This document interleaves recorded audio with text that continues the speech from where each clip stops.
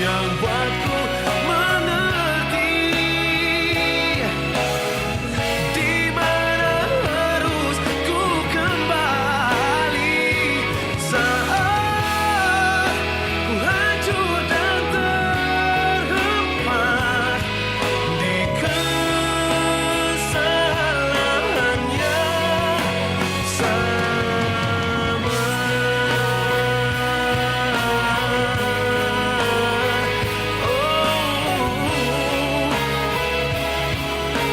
Kesalahan yang sama.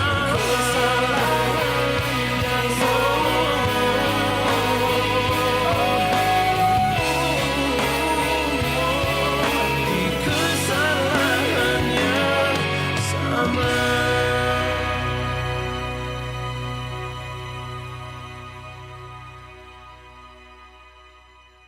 94,4 FM Kanal Inspirasi. Pro 1 RRI Makassar.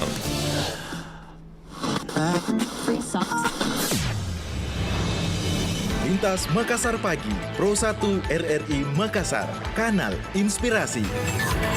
Pendengar, terima kasih untuk Anda yang masih terus bersama kami di Lintas Makassar Pagi, Pro 1 RRI Makassar, dan kita masih melanjutkan pendengar topik untuk pagi hari ini di dialog interaktif Lintas Makassar Pagi seputar informasi ibu dan dua anak yang mengakhiri hidup di Pindrang ini diduga karena terlilit hutang. Nah, seperti apa pendengar informasi selengkapnya? Kami sudah terhubung dengan narasumber Bapak Andi Bakhtiar Tombong, Ketua Pusat Pelayanan Terpadu Perempuan dan Anak P2TP2A Kabupaten Pindrang. Kita segera menyapa Pak Andi Bakhtiar Tombong.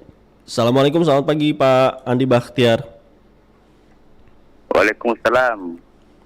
Ya, selamat pagi Pak Bakhtiar. Ya, waalaikumsalam Ya. warahmatullahi wabarakatuh. Ya. Apa kabar Pak Bakhtiar pagi hari ini? Ya, alhamdulillah dalam keadaan sehat walafiat. Ya. Baik, terima kasih Pak Bakhtiar sudah bersama kami di RRI Makassar, di Pro 1 RRI Makassar di Dialog Interaktif. Pak Bakhtiar, ini seputar kita membahas topik seputar kasus bunuh diri ibu rumah tangga dan dua anaknya begitu di Kabupaten Pindrang. Pendengar ingin mengetahui informasi langsung tentu dari Pak Bakhtiar Tombong, ini seperti apa informasi lengkapnya. Silakan Pak Bakhtiar. Oh ya, terima kasih banyak dari RRI Pro Makassar. Jadi kami dari P2TP2 Pusat Pelayanan Terpadu Perlindungan Anak dan Perempuan, tentu dengan adanya kasus seperti ini kami sangat menyesalkan kejadian seperti ini. Tapi ya kita tidak tahu hal ini sudah terjadi, tinggal bagaimana ke depannya mungkin persoalan ini tidak akan terulang lagi di Kabupaten Pindrang, itu harapan kami. Kemudian yang perlu kami sampaikan bahwa kondisi keluarga korban sebenarnya tidak ada masalah dalam kehidupan kesehariannya beliau itu. Dalam mengaruh bahtera rumah tangga. Bahkan kami setelah kunjungi kemarin ketika bersama dengan Kepala Dinas P3KB P2A Kabupaten Pindrang, sekaligus memberikan santunan kemarin, kita ketemu langsung dengan beliau, menanyakan ke beliau persoalan rumah tangga sebelumnya tidak ada, ya yang terjadi. Namun memang ada masalah sedikit persoalan ekonomi, itulah yang membuat sebenarnya ibu yang 4 anak ini yang mengorbankan anaknya 2 orang ini yang membuat ya mungkin sudah tidak bisa menahan depresi yang dialami sehingga dia lakukan hal seperti itu barangkali. Yeah. Oh, jadi Pak Bakhtiar langsung ke rumah begitu ya, rumah dari ibu itu? Iya, kami langsung ke rumah korban, rumah korban. Dan bertemu dengan suami korban? Bertemu dengan suami korban, anak-anak korban, itu kita ketemu langsung dengan beliau. Kemarin kita ketemu langsung. Bahkan kami dari Pusat Layanan Terpadu Perlindungan Anak dan Perempuan, kami kan sasarannya ini adalah bagaimana anaknya ini pasca meninggalnya ibunya, pasti kan kita ada perhatian khusus anaknya. Minimal ini anaknya kan kondisinya sekarang kan lagi depresi atau ya bagaimanalah kita ini akan melakukan pendampingan supaya apa yang dia alami tidak berlarut-larut, membawa dia dari kondisi kesedihannya, ya menyebabkan dia mungkin depresi berkepanjangan. Nah ini yang kita akan lakukan. Jadi kemarin kita itu mendatangkan psikolog untuk mengasesmen awal ini, kira-kira apa yang mesti kita lakukan. Kemudian mungkin hasil asesmen awal ini kita akan berkoordinasi dari pihak PDO provinsi, kemudian pihak sekolah yang ditempati bersekolah ini, anak-anak korban atau pihak keluarga, nanti hasil psikolog yang kita dapatkan. Itu barangkali yang kita langkah-langkah yang kita lakukan untuk sementara untuk terkait dengan anak korban ini, Pak. Iya. Pak Baktiar, tapi ini anak korban ada berapa, Pak Baktiar? Apakah benar juga kabar bahwa ada 2 anak yang meninggal begitu, anak korban? Oh ya, jadi anak korban ini ada 4. Oh, ada 4. Anak korban, ya anak 4. Jadi yang meninggal itu yang termasuk yang dicekoti minuman itu ya, saya juga tidak lain, tapi ya seperti itu kejadiannya karena menurut keterangan suaminya itu setelah dia berkunjung setelah kan begini ceritanya Pak, awalnya ini kan suaminya ini kan memang sudah ada masalah sebelumnya, masalah piutang. Artinya dia memberikan utang ke orang lain karena ada usaha yang dilakukan ini suami istri ini, usaha pembibitan itik di kampungnya itu kan, setelah dia menetap dia kasih ke orang untuk dibesarkan itu, dipinjamkan. Namun ada beberapa konsumen yang diberikan itu kaleannya yang diberikan tidak membayar, ya. Sehingga usaha itulah yang membuat mereka depresi sebenarnya, ya. Jadi pada saat sebelum kejadian, 2 jam sebelum kejadian itu si istri ini menyuruh suaminya bahwa ada klien, ada orang yang mau bayar saya di daerah Baranti, itu ada sekitar dari tempat rumahnya sekitar 5 kilo lah, dia ke sana menagih. Pas setelah kembalinya dari sana, dia melihat rumahnya dalam keadaan tertutup, ya. Dia ke belakang berteriak, dia teriaki anaknya yang kedua itu, tidak ada yang menyahut. Biasanya kalau dia, karena ini anak sangat dekat dengan bapaknya, ya. Biasanya kalau dia datang kali itu rumahnya Pak termasuk agak jauh. Memang dari pemukiman masyarakat itu ada sekitar 500 meter, memang dia di rumah sendiri di situ. Jadi mungkin pada saat dilakukan itu anak dengan ibunya itu dia bunuh anaknya dan sebagainya, tidak ada yang mendengar karena sekitar 500 meter dari perkampungan. Dia memang rumah tersendiri di sawah itu, di tepi sawah. Sehingga bapaknya datang di situ, suaminya datang, dia teriaki, dia pun tidak ada jawaban. Dia dobrak pintu, dia lihatlah istrinya sementara tergantung di depan jendela itu, digantung diri di depan jendela. Ya, setelah itu dia tarik lagi dia punya anak dia ke depan, ke ruangan tamu, dia temukanlah anaknya sudah meninggal dunia juga. Jadi dia keluarlah ke rumah lantas meminta pertolongan kepada tetangganya. Itu kemarin gambarannya saya ketemu langsung dengan beliau, suaminya yang menemukan awal ini. Seperti itu Pak. Jadi memang benar masalah terlilit hutang begitu Pak Baktiar? Sebenarnya tidak seperti itu juga. Ya, memang ada utang yang dia pinjam di BRI, tapi ini kan juga masalahnya, ini kan dia punya usaha. Ya, dia ada usaha yang dilakukan pembibitan itik. Usahanya ini kan dipinjamkan ke orang, ya. Nanti itiknya itu dibesarkan orang, nanti setelah dia jual dikembali ke dia. Nah, ini yang tersendat antara pihak orang lain yang sebenarnya tidak membayar dia. Nah, sehingga itulah yang membuat dia depresi, artinya dia proses usahanya tidak kurang lancar pembayaran orang. Jadi ada juga piutang dari orang lain sebenarnya. Susah menagih orang. Ya, itu barangkali maksudnya karena menurut keterangan suaminya itu Pak, setelah meninggal ada catatan-catatan yang ditinggalkan. Catatan piutangnya itu orang. Ya, catatan piutang orang itu ke orang yang dipinjami ada catatan.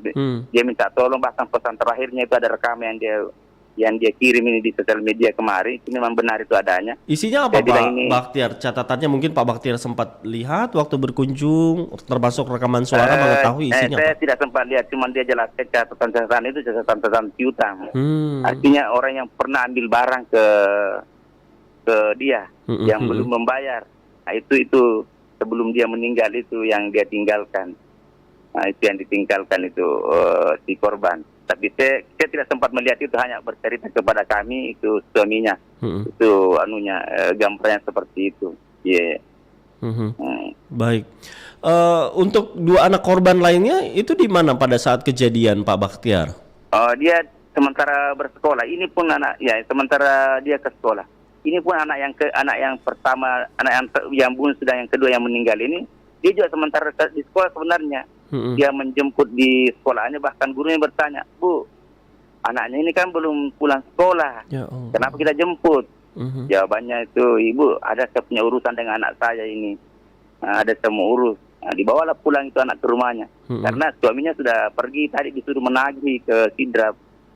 Seperti itu, mungkin dia keburu waktu. Kalau saya tidak cepat melakukan itu, suami saya datang, mungkin seperti itu gambaran saya ini, cuma ilusi saya. Karena dia sempat ambil anaknya sebelum selesai waktu belajar. Ya, anaknya masih sekolah, langsung dijemput di sekolahnya. Itu anaknya satu yang TK, satu yang SD. Itu yang dijemput, dia meninggal. Jadi gurunya memang sempat bertanya, "Kenapa Bu ini diambil anaknya? Karena belum selesai, masih belajar." Katanya, "Ya ada urusan saya ini dengan anak saya penting." Dibawalah anaknya pulang ke rumahnya. Seperti itu. Gambarannya ini, ceritanya dia punya suami. Ya. Jadi informasi yang beredar rekaman itu betul begitu Pak Bakhtiar ya? Ya betul, itu saya sudah konfirmasi ke suaminya kemarin waktu kita ketemu, apakah itu rekaman memang suara aslinya. Jadi betul asli. Suara. Ya betul, karena itu ditemukan di HP beliau. Di HP beliau. Jadi pada saat penyidik kepolisian pada saat diperiksa HP-nya, karena kan namanya penyidik, pastikan dia cari tahu bahwa siapa tuh dalam bunuh dirinya ini istrinya ada pertengkaran kata apa, ketika dia buka ternyata sebenarnya itu juga yang dia tidak ditahan pada saat penyidik membuka itu ada rekaman itu langsung dilepas begitu saja. Artinya polisi kan sudah tidak punya, artinya tidak ada komunikasi lain selain itu yang ditemukan, karena memang ini orang menurut ceritanya tetangganya dia sangat romantis dalam kehidupannya. Istilahnya orang Bugis selama resi gandeng. Sering kalau dia jalan tidak pernah tidak sama suaminya. Jadi orang yang heran. Tidak pernah tidak sangat dengan suaminya. Artinya dia dalam kehidupan sehari-harinya itu tidak ada permasalahan. Jadi Pak Bakhtiar waktu datang berkunjung ke rumah korban ini suami juga shock begitu ya? Oh iya, sangat stres sekali. Dia shock sekali. Artinya karena dia tidak pernah menyangka. Saya tanya, bilang, "Kak, tidak ada ketanda-tanda kita tahu setelah ini kejadian ini?" Bilang, "Tidak ada Pak. Bahkan saya terakhir 2 jam sebelum saya tinggalkan rumah itu, sebelum kejadian saya disuruh pergi menagih, yang pergi tagih, ada orang yang janji saya uang 10 juta datang ambil, karena hari ini juga ada yang temu tebus." Tidak tahu apa yang dia mau tebus. Kalau rekaman yang kemarin beredar kan ada emas yang dia mau tebus pinjamannya itu. Maka pergilah suaminya berangkat, dan dia tidak pernah ada kecurigaan. Ini sang suami, makanya dia sangat depresi suaminya juga. Kemarin waktu kita kunjungi, ya bahkan waktu hari kejadian kematiannya itu kami berkunjung awalnya tidak bisa, suami itu sangat tidak bisa ketemu dengan orang, dia pingsan di situ pada saat kita datang. Waktu hari pertama kejadian itu. Jadi bukan hanya sekali saja Pak Bakhtiar dan tim datang ya? Iya, kami sudah hari pertama kita datang setelah meninggal ya, pertama kejadian hari Senin itu kejadian kita datang, mayatnya masih ada, kita datang, baru-baru dia evakuasi dari rumah ke rumah orang tuanya, kemudian besoknya kita datang lagi bersama dengan kepala dinas memberikan santunan ya, karena itu perintah Pak Bupati ya, kita harus berikan santunan untuk membantu, karena ini kan persoalan yang beredar kan di masyarakat, persoalan hutang piutang. Sebenarnya bukan seperti itu sebenarnya. Hanya ada orang yang tidak punya niat baik mengembalikan uang yang dipinjamkan ke orang sebenarnya. Jadi dia cuman ya bebannya di situ. Kondisi terkini anak-anak korban seperti apa Pak Bakhtiar? Jadi kami kemarin waktu melakukan asesmen awal ya, dengan psikolog yang kami bawa dari Pusat Layanan Terpadu Perlindungan Anak dan Perempuan Kabupaten Pindrang. Kalau yang akan ada 2 anaknya yang agak kondisi yang masih agak trauma ini yang perempuan, karena dari 4 anaknya ini hanya termasuk ini perempuan yang sangat dekat dengan ibunya, karena satu-satunya anak tunggal perempuan. Karena anaknya 3 laki-laki 1 perempuan. Nah ini yang perempuan masih sangat trauma. Ya inilah yang kita mau damping sebenarnya, bagaimana memulihkan ini psikologinya supaya bisa ya bersemangat dalam hidup. Bahkan kemarin bilang, mungkin saya tidak habis sama sekolah tanpa ibu saya, makanya kita ini itulah yang kita mau sebenarnya dampingi. Karena ini anak sangat trauma. Kalau yang laki-laki itu ya karena dia sudah dewasa mungkin sudah bisa menerima ini kenyataan, karena dia sudah SMA kelas 3 ini yang laki-laki ini yang ditinggalkan anak tertuanya ini agak sudah ya memang ada sedih, tapi tidak kayak ini yang kondisinya yang masih SMP yang perempuan. Ya itu yang insya Allah kami akan mendampingi dari hasil asesmen yang kami lakukan besok tadi. Kemarin itu mungkin akan kita pelajari apa sih yang diharapkan anak ini untuk langkah selanjutnya dalam pendampingan kita. Ya. Pak Bahtiar, ini kemudian masyarakat ramai begitu ya di media sosial berkomentar, ada yang menanyakan sebenarnya, ada yang mengira bahwa kondisi kehidupannya ini masyarakat tidak mampu begitu. Ada yang menyatakan juga bahwa ini negeri kaya raya, masyarakatnya terhimpit ekonomi. Kemudian ada yang juga menyampaikan bahwa ini buat yang petinggi di atas, bahwa masih ada masyarakat bawah yang kekurangan. Kemudian ada yang mengomentari juga adakah yang harus bertanggung jawab yang membuat mereka harus seperti ini. Mungkin ada yang ingin diluruskan Pak Bahtiar, seperti apa? Oh ya, kalau terus terang ya itulah sosial media. Ya itulah sosial media kan banyak yang berkembang. Ya, tapi kalau saya seperti ini, artinya kondisi keluarga sebenarnya pihak korban ini, kalau menurut saya ya kondisi ekonomi menengah, tidak kaya, tidak miskin juga. Karena kalau rumahnya itu sebenarnya kalau kita lihat adalah ya rumah permanen, ya rumah permanen. Hanya memang kejadian ini hanya disebabkan karena usahanya itu yang mungkin gagal, itu. Ya seperti itu sebenarnya. Tapi kan mungkin dampak usahanya itu kalau saya. Artinya kalau persoalan yang lain-lain tidak. Ya itu hanya usaha yang dikelola itu. Ya gagal sehingga dia yang itulah yang membuat dia depresi sehingga melakukan langkah yang seperti yang terjadi sekarang ini yang menghebohkan kita sebenarnya. Tapi kalau yang mengenai yang dikatakan netizen bahwa dia orang miskin, orang apa atau apa dan sebagainya, enggak, karena ya seperti biasanya, artinya banyak masyarakat setara dengan dia, bukan juga miskin, bukan juga kaya, artinya posisi tengah. Ya. Cuman mungkin dia tidak bisa menerima kegagalan usahanya sehingga melakukan hal seperti itu. Cuman saya seperti ini memang. Ya ini juga ibu kesehariannya memang agak menurut tetangganya itu agak tertutup. Kemudian dia tinggal jauh dari di sekitarnya, mungkin kurang berinteraksi lah, atau kata orang Bugis bilang ya mungkin kurang curhat lah sama tetangganya sehingga dia sendiri yang menyelesaikan masalahnya. Kami agak jauh dari rumahnya itu sangat sekitar 500 meter dari perkampungan. Ya mungkin di rumahnya itu hanya sendiri memikirkan, tidak ada orang lain yang membantu memikirkan itu.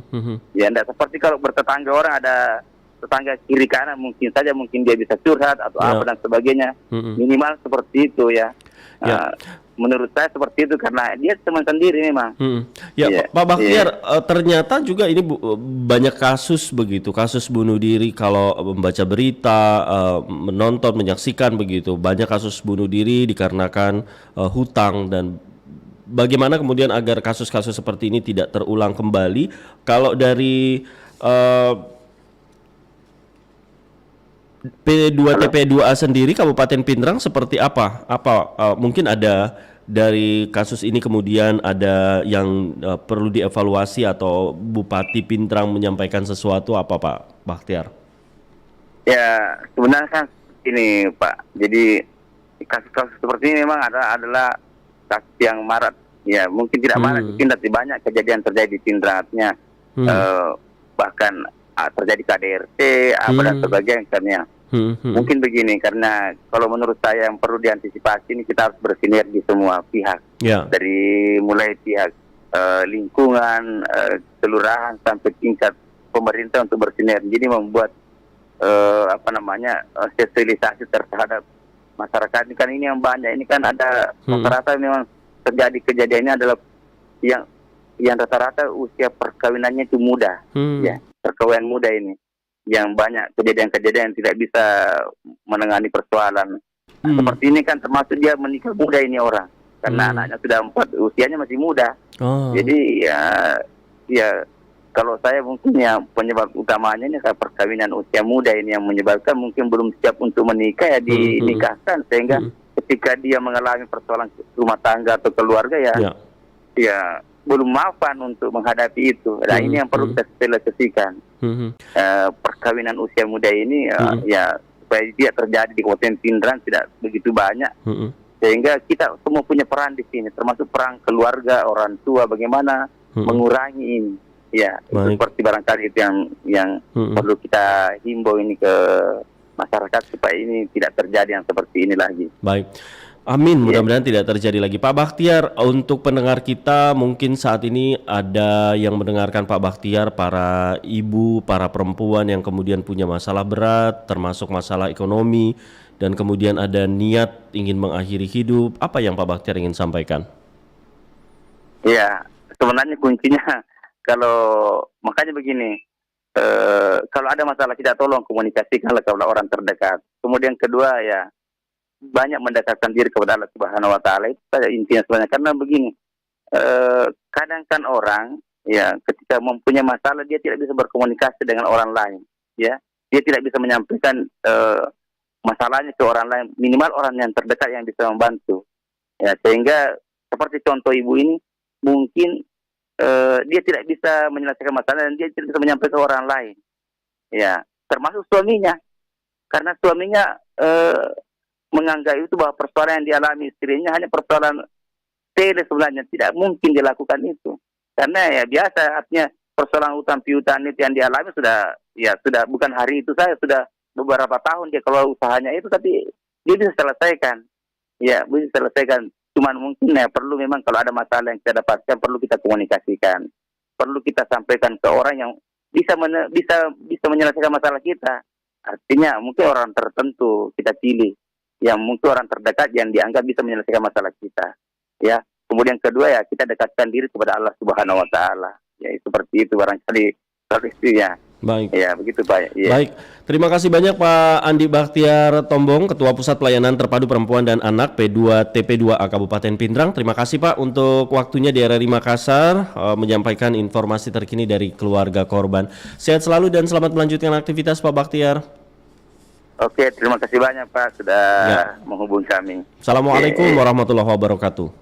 Iya, waalaikumsalam warahmatullahi wabarakatuh. Iya. Demikian pendengar, Bapak Andi Bakhtiar Tombong, Ketua Pusat Pelayanan Terpadu Perempuan dan Anak P2TP2A Kabupaten Pindrang sudah menjelaskan terkait kematian ibu dan dua anaknya yang bunuh diri ya, dan kondisi terkini termasuk upaya yang dilakukan bagi anak-anak korban. Ternyata ada 4 orang anak dan dua diantaranya ini diminumkan racun begitu ya oleh ibunya, yang kemudian juga minum racun dan bunuh diri seperti itu.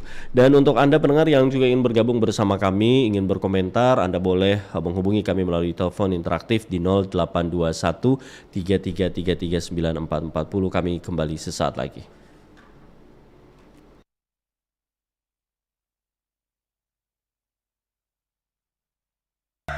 Hai, ini Ciki.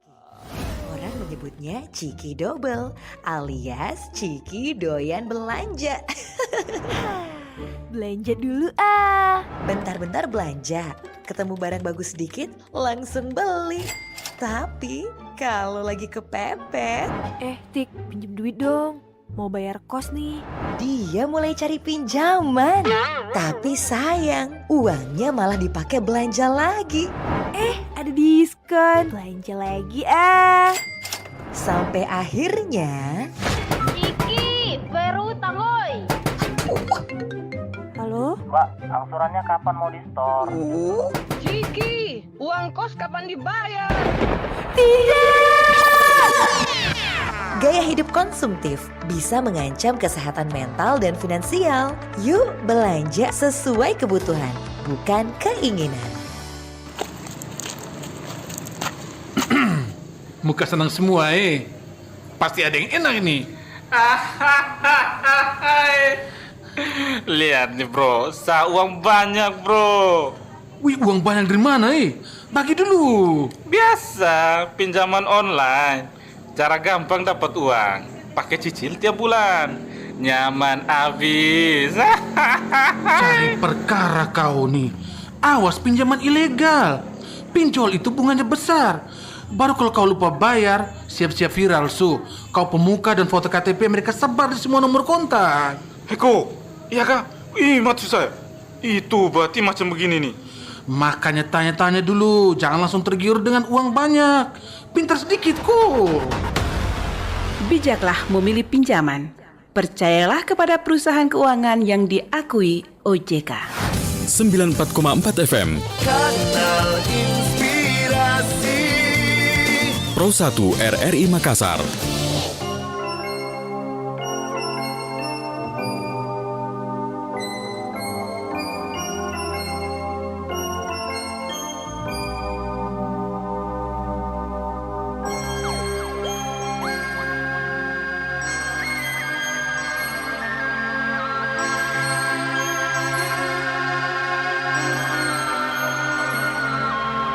Hanya bilik bambu, tempat tinggal kita, tanpa hiasan, tanpa lukisan. Beratap jerami, beralaskan tanah. Namun semua ini punya kita. Memang semua ini milik kita sendiri.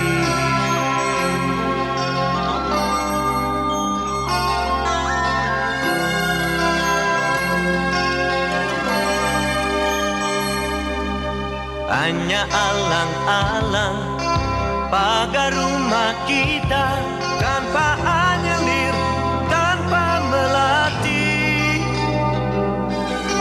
Hanya bunga bakung tumbuh di halaman. Namun semua itu punya kita. Memang semua itu milik kita. Haruskah kita beranjak ke kota yang penuh dengan tanya? Lebih baik di sini. Rumah kita sendiri.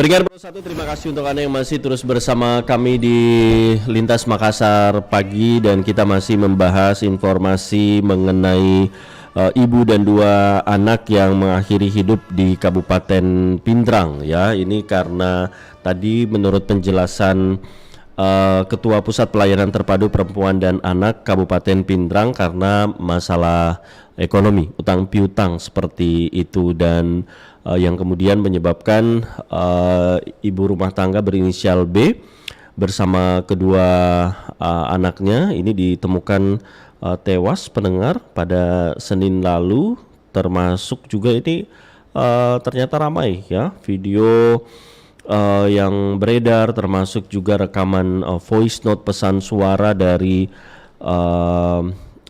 korban berinisial B yang sebelum nekat mengakhiri hidupnya. Nah, kali ini pendengar kami bersama dengan psikolog dari Universitas Negeri Makassar, Ibu Widya Stuti. Kita sapa beliau. Assalamualaikum warahmatullahi wabarakatuh, Ibu Widya. Waalaikumsalam warahmatullahi wabarakatuh. Sehat Ibu Widya? Alhamdulillah sehat, apa kabar? Alhamdulillah sehat juga Ibu Widya. Terima kasih Ibu Widya sudah bersama kami kembali di RRI Makassar pagi hari ini. Ibu Widya, ini banyak pendengar kita yang menyampaikan kemudian prihatin, sedih, berharap kasus ini tidak terulang lagi, kasus bunuh diri karena masalah ekonomi. Kemudian juga pendengar kita tadi yang menyampaikan bahwa sungguh sedih dan miris, banyak pihak yang sudah tidak memiliki kepedulian dan empati seperti itu, padahal ini tanggung jawab kita terhadap keadaan di sekitar. Ibu Widya mungkin ingin menanggapi terkait informasi ini. Silakan Bu Widya. Baik, terima kasih.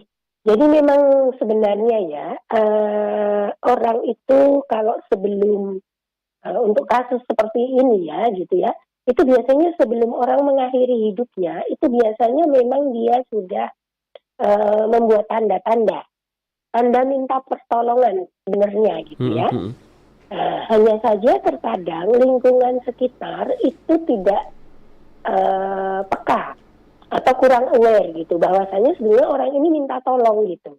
Karena tidak mungkin serta-merta juga dia kemudian sudah dia bunuh diri saja. Biasanya tidak seperti itu. Tetapi biasanya dia kemudian mengambil kesimpulan bahwasanya sudah tidak ada lagi jalan keluar, baru kemudian orang kemudian melakukan percobaan bunuh diri. Kalau kemudian sudah berhasil ya betul selesai gitu ya. Tetapi kalau tidak kan itu akan jadi percobaan gitu. Nah ini yang kadang-kadang kita itu tidak cukup peka untuk melihat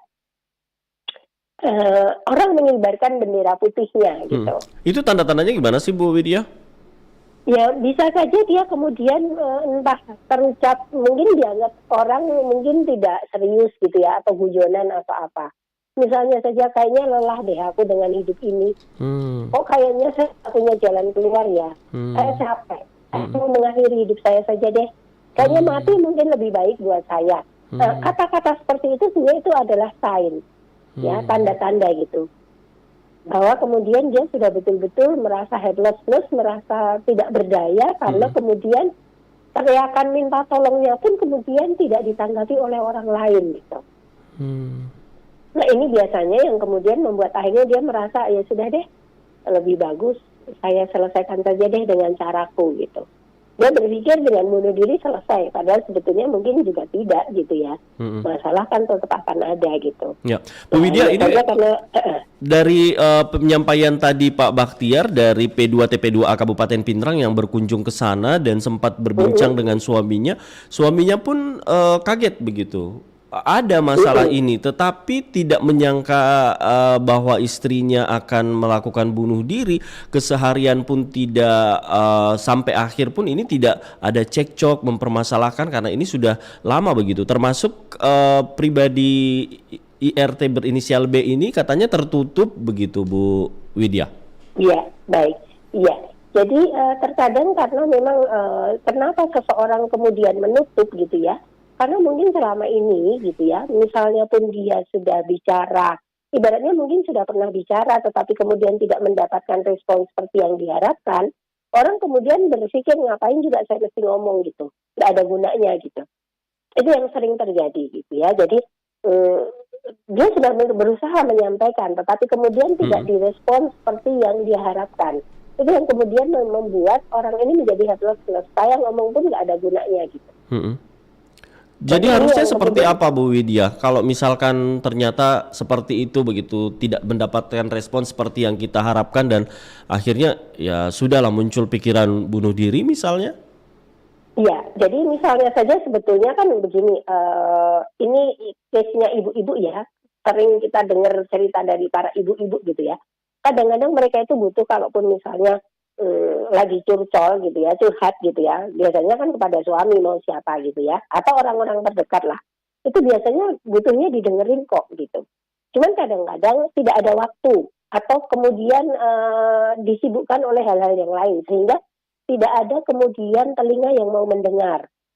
Nah ini yang kemudian akhirnya membuat dia merasa ya udah deh, semua sudah deh, akhirnya dia cenderung menjadi tertutup karena faktor itu gitu. Padahal sebetulnya orang yang cenderung tertutup itu lebih dalam tanda kutip lebih berbahaya kalau dia bermasalah dibanding orang yang terbuka. Karena kalau orang terbuka kan dia kemudian akan bisa ngobrol gitu ya, cerita ke orang lain dan kemudian bisa mendapatkan penyelesaian atau setidaknya unek-uneknya bisa terkeluarkan itu relatif membuat dia lebih ringan gitu. Ya. Jadi dengan orang yang tertutup gitu, itu apa-apa disimpan sendiri, dipikir sendiri dan karena dipikir sendiri belum tentu juga dapat penyelesaian. Nah Bu Widya, kalau kita melihat berita, menonton begitu, mendengarkan bahwa ternyata banyak kasus-kasus bunuh diri, apalagi saat-saat ini begitu ya, berkaitan juga dengan masalah ekonomi, hutang begitu. Nah untuk pendengar kita, wah Ibu Widya itu saya banget gitu, saya sudah ngasih tanda, tapi lingkungan nggak peka begitu, minta bantuan seolah nggak dikasih atau minta pinjaman nggak diberikan begitu. Nah harus melakukan apa sih? Sebetulnya begini, kalau saya ya sebetulnya sharing dengan orang lain itu sebetulnya kita sudah akan mendapat penyelesaian. Dalam artian belum tentu juga orang itu memberi langsung misalnya udah nih tak pinjemin uang gitu. Belum tentu seperti itu. Tetapi orang lain juga mungkin akan bisa membantu. Kayaknya bagus deh kalau kamu berusaha kayak gini, atau coba deh minta perpanjangan waktu ke orang yang dipinjami utang misalnya saja. Itu kan bahwasanya bebannya itu sedikit terkurangi dengan cara seperti itu. Jadi intinya harus berani terbuka Bu Widya ya? Menurut saya iya. Termasuk juga kalau misalnya kalau ke orang yang dipinjami misalnya saja, kalau kita ngomong terus terang mohon maaf ya, saya masih belum bisa bayar utang itu sekarang. Itu orang yang dipinjami juga pasti akan ya walaupun mungkin dia juga butuh, tetapi mungkin dia lebih legowo dibanding diam-diam saja, sok pura-pura tidak punya hutang atau dia kemudian sok lupa. Itu kan lebih menyakitkan ke orang yang dipinjemin gitu. Jadi menurut saya dengan bicara terbuka, mohon maaf ya, mungkin aku agak belum bisa membayar hutangmu, tapi saya akan upayakan secepatnya. Dan kalaupun ada ya cicilah sedikit mungkin juga nggak masalah gitu. Karena itu tanda willingness-nya kita untuk kemudian kita punya upaya gitu loh untuk kemudian menyelesaikan apa yang menjadi kewajibannya kita. Itu sudah akan lebih menenangkan juga orang yang dipinjemin gitu. Jadi jangan menutup diri, menyendiri, melamun. Ya, karena itu pikirannya akan mengembara kemana-mana dan kemudian malah mungkin akan muncul bisikan-bisikan setan yang tertutup itu tadi untuk kemudian udah deh akhiri saja hidup lu kayak gitu. Ya. Baik. Ada tips lain atau yang ingin disampaikan lain untuk pendengar kita yang saat ini mungkin punya masalah Bu Widya, terlilit hutang dan kepikiran juga ingin bunuh diri. Apa yang Bu Widya ingin sampaikan? Yang pasti coba untuk sharing ya permasalahan kita kepada orang lain, orang yang kita percaya setidaknya, keluarga terdekat kita. Karena kita tidak pernah tahu, jangan mengukur orang lain dari sudut pandang kita sendiri gitu. Mana tahu dia sebetulnya mau bantu kita, cuman karena kita tidak ngomong, dia nggak ngerti masalah kita apa gitu. Ya, tetapi kembali lagi kita juga tetap harus memilah dan memilih orang-orang yang kemudian bisa kita ajak untuk sharing. Jangan sampai juga kita malah sharing sama orang-orang yang salah, yang kemudian salahmu sendiri kok kenapa pakai ini, itu kan malah jadi menambah beban gitu ya. Jadi menurut saya sharinglah kepada orang yang tepat sehingga kita dapat penyelesaian dari masalah yang kita hadapi. Baik. dan tadi begitu ya bisa menyampaikan kepada yang pihak yang dipinjami begitu untuk memberi keringanan, Bu Widya ya. Iya, betul.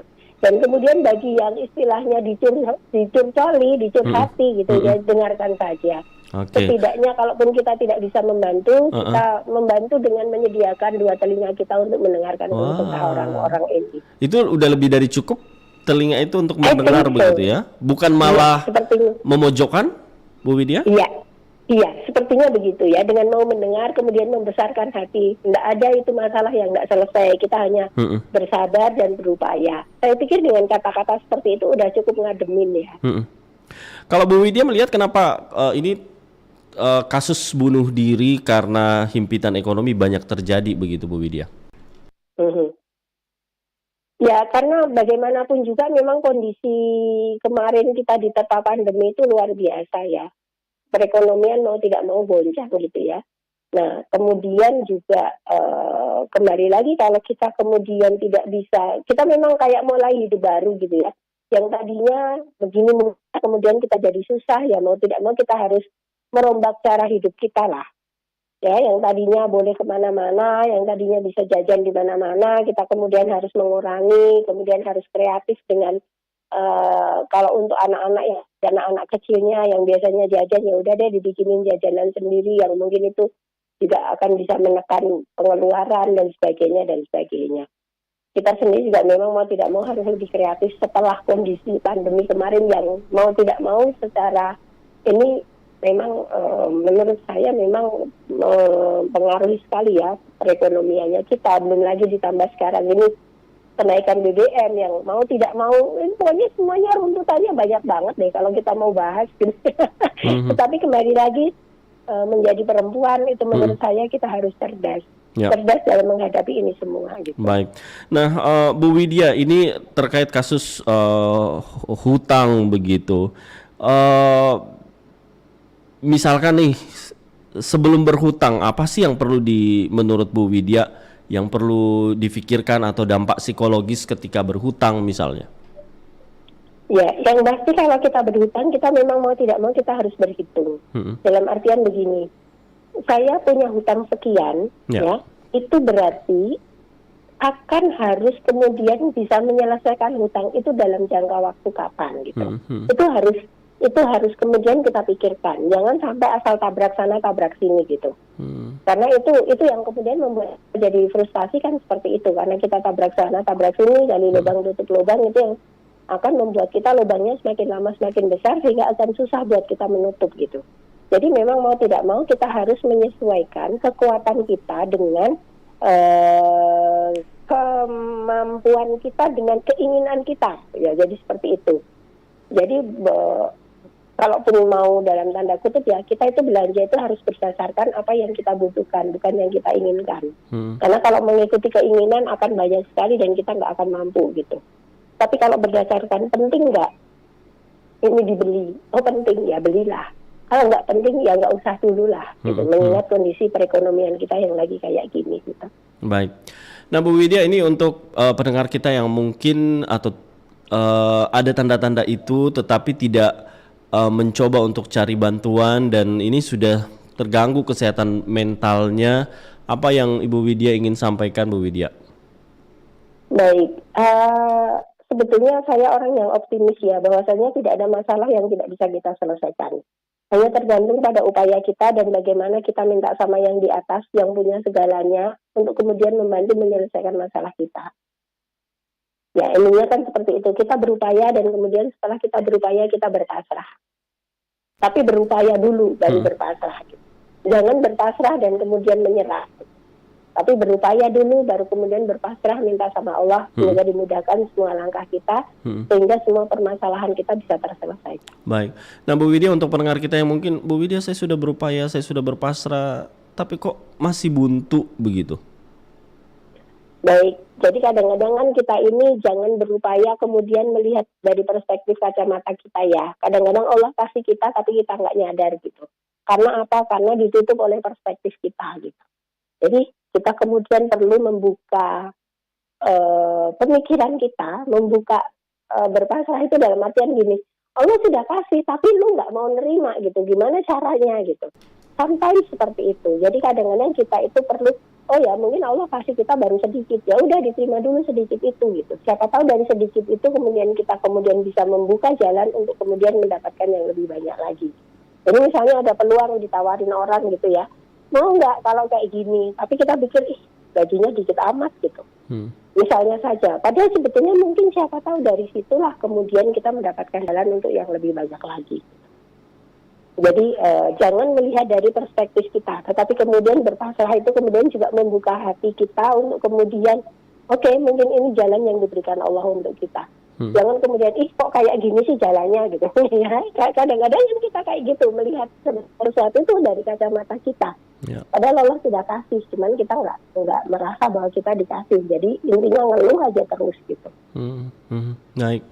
Baik, yang terakhir Ibu Widya, agar kasus seperti ini tidak terjadi lagi, ada yang Ibu Widya ingin sampaikan, silahkan. Baik, yang pasti segeralah minta pertolongan ya, apapun itu, sharinglah dengan orang lain karena kita tidak pernah tahu siapa di antara teman-teman kita yang akan bisa memberikan supporting mental kepada kita, dan siapa tahu mana di antara teman-teman kita yang mungkin bisa memberikan penyelesaian untuk masalah kita. Karena Allah itu kadang-kadang memberi jalan kepada kita dari sudut-sudut yang kita tidak pernah sangka.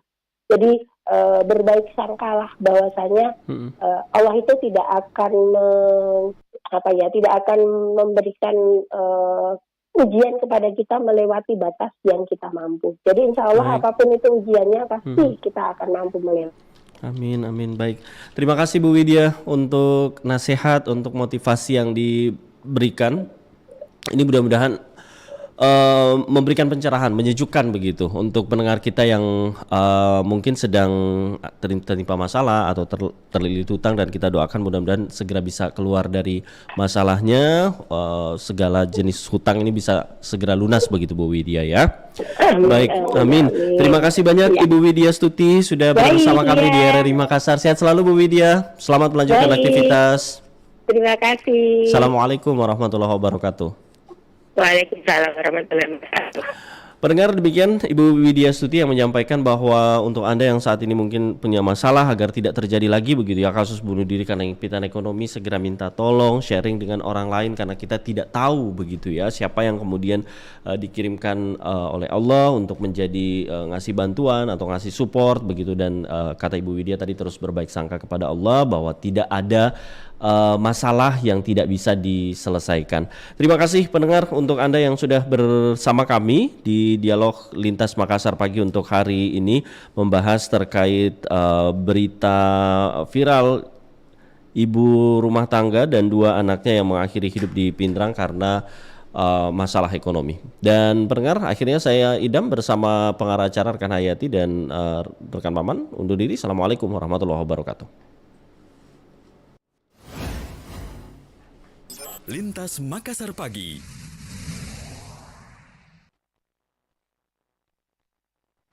...94,4 FM. Kanal Inspirasi. Pro 1 RRI Makassar.